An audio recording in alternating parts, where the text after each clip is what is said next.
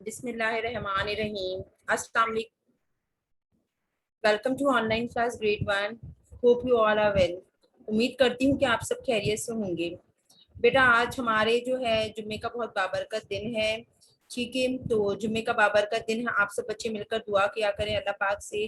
अल्लाह पाक जल्द से जल्द हमारे स्कूल खुलें और अल्लाह पाक इस बीमारी को, इस दुनिया से, पूरी दुनिया से अल्लाह पाक इसको ख़त्म कर दे। आमीन। अब हम अपनी क्लास का आगाज करते हैं। सबसे पहले मैं आपके साथ अपनी स्क्रीन शेयर करूंगी।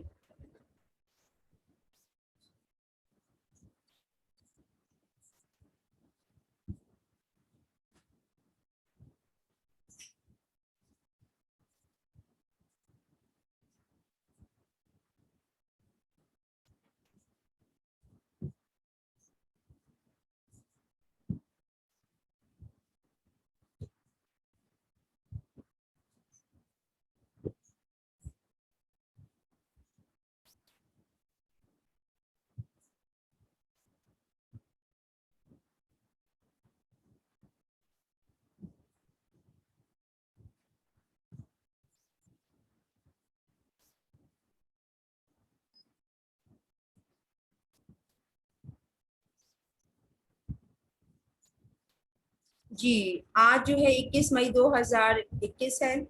ठीक है, सही है, और जुम्मे का बाबरकत दिन है। अच्छा, तो आज हम लोग अपनी नर्दबान की तफहीम करेंगे। ठीक है, हमने ये तफहीम पहले कर ली है, लेकिन अब हम ये तफहीम अपनी कॉपी में करेंगे।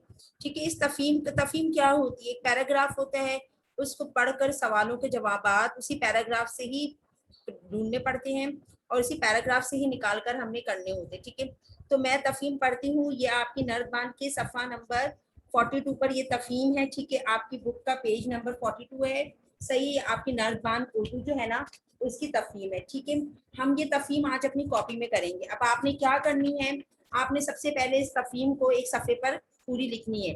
ठीक है, मैं तफहीम पढ़ रही हूँ। तफहीम की पहले हेडिंग देंगे। तफहीम का नाम है हाथी मेरा साथी। मैं एक हाथी हूँ, मैं बहुत भारी भरकम जानवर हूँ। मेरी खाल बहुत मोटी होती है, मेरी आंखें छोटी और कान बड़े होते हैं। मेरे दो लंबे लंबे सफेद दांत होते हैं। मेरी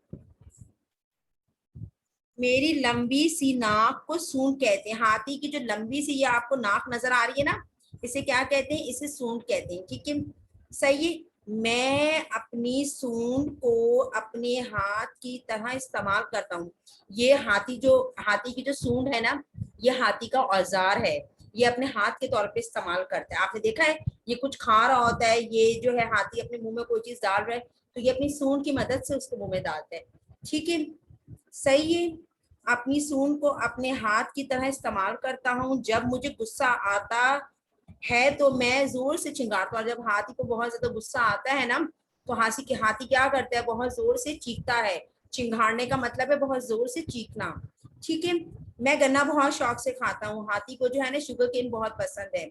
ठीक है, गन्ना कहते हैं उसे, लेकिन उसको इंग्लिश में क्या कहते हैं? शुगर केन कहते हैं। ठीक है, हाँ, मैं गन्ना बहुत शौक से खाता हूँ।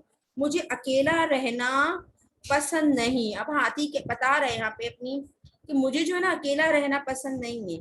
इसीलिए इसलिए मैं जंगल में दूसरे हाथियों के साथ गौल की शक्ल में रहता हूँ। अब क्या होता है, जहाँ बहुत सारे होते हैं ना हाथी, वो उसे क्या कहते हैं? गौल कहते हैं। वो हाथियों का जो एक बहुत सारा, जो वो अपनी पूरी उनकी एक फैमिली होती है, वो बहुत सारे वहां पे हाथी होते हैं, तो उसे गौल कहते हैं। ठीक है, दूसरे हाथियों के साथ गौल की शक्ल में रहता हूँ। मुझे बच्चे बहुत पसंद करते हैं, बच्चे बहुत ज्यादा पसंद करते हैं, क्योंकि बच्चों को जो है हाथी पर बैठना बहुत अच्छा लगता है। ठीक है, इसलिए मुझे सर्कस और चिड़ियाघरों में भी रखा जाता है। अच्छा, अब सर्कस में भी होता है हाथी, और आपने देखा चिड़ियाघर में हाथी होता है। मैं भी जब छोटी थी ना, तो मैं हाथी की सवारी बहुत मुझे मजे की लगी थी। मैं बैठ चुकी हूँ। ठीक है, और मुझे पता है आप बच्चे भी ने भी सब बच्चों ने भी हाथी की सवारी पर बैठे होंगे और एंजॉय किया होगा। लोग मुझ पर सवारी भी करते हैं, और लोग जो है ना, इस पर सवारी भी करते हैं। अब हम आ जाते हैं अपनी नेक्स्ट स्लाइड पे। ठीक है, अब हमें क्या करना है? इबारत को गौर से पढ़कर सवालातों के जवाबात मुकम्मल जुमलों की शक्ल में लिखने। अब इबारत को तो हमने, ये जो मैंने आपको पैराग्राफ पढ़ के बताया है ना, इसे इबारत कहते हैं। ठीक है, इबारत को पढ़कर हमने गौर से पढ़ना है आपने बहुत अच्छे तरीके से, और पढ़कर आपने सवालातों के जवाबात मुकम्मल जुमले, आपने वन वर्ड आंसर नहीं लिखना, पूरा एक जुमले में आंसर लिखना है। अब जुमले में किस तरह लिखेंगे, एक मैं आपको बता रही हूँ, मदद करूंगी। आपने किसी बड़े से मदद नहीं लेनी है, आपने खुद से करना है। मैं देखना चाहती हूँ कि आप लोगों ने, जब आप लोग ने ये कर चुके हैं काम, लेकिन अब दोबारा मैं ये कॉपी में कर रहा हूँ, और कॉपी में अब आपने खुद, इतना से आपकी प्रैक्टिस है। ठीक है, ये इबारत किस जानवर के बारे में है। अब ये इबारत आपको पता है किस जानवर के बारे में है, तो आप किस तरीके से इसका जवाब लिखेंगे, आप इस तरीके से जवाब लिखेंगे, ये इबारत हाथी के बारे में है। क्या लिखेंगे आप, ये इबारत, यहाँ सवाल किया गया आपसे, ये इबारत किस जानवर के बारे में, ये इबारत हाथी के बारे में है। अब सवाल नंबर 2 है, हाथी की नाक को क्या कहते हैं। हाथी की नाक को क्या कहते हैं, मैंने बताया ना आपको सूंड कहते हैं, तो आपने पूरा जुमले में लिखना है इसका आंसर। अब तीसरा वाला, हाथी अपनी सूंड को किस तरह इस्तेमाल करता है। ठीक है, अब आपने आपको सब माशाल्लाह बच्चे, सब बच्चे बहुत अच्छे हैं, मुझे पता है 1 क्लास आप लोग बहुत अच्छा, मुझे आप लोग परफॉर्मेंस, आप लोग की बहुत अच्छी परफॉर्मेंस थी। जब मैं आप लोग को ऑन साइट पढ़ाती थी तो मुझे आप लोग बहुत अच्छा रिस्पॉन्स करते थे। ठीक है, हाथी को सर्कस और चिड़ियाघर में क्यों रखा जाता है। ठीक है, अब आ जाते हैं हम अपनी दुरुस्त अल्फाज से खाली जगह पूरी कीजिए, ये भी आपने कॉपी में करना है। ठीक है, हाथी के 2 बड़े बड़े डैश होते हैं, काले सफेद। सही है, आपने खुद करना है। लोग हाथी पर डैश भी करते हैं, सवारी तफरी।